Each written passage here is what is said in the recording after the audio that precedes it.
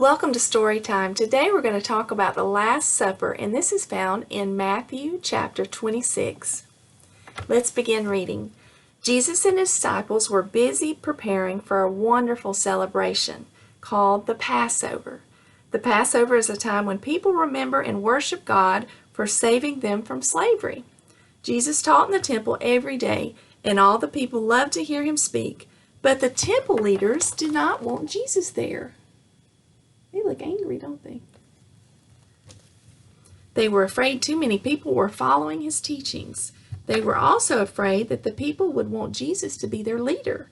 They became jealous and decided they needed a plan to get rid of him. So one of the 12 disciples that traveled with Jesus was named Judas, and it was his job to take care of the money for the disciples. Sometimes he wanted to take some of the money for himself.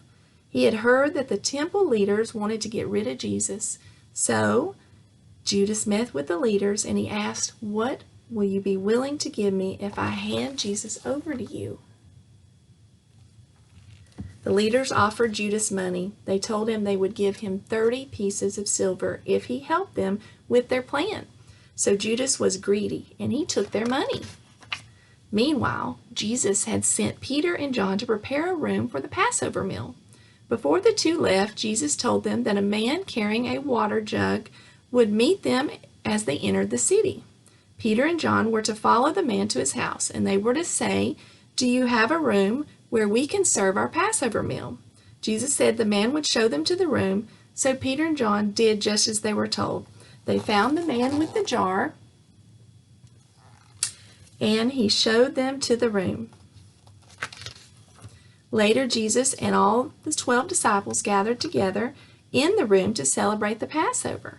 Jesus told them how to prepare the meal, and the disciples did everything just as Jesus said. They had plenty of bread and wine for everyone. Jesus had told them before the meal would be served, he would bring out a bowl of water.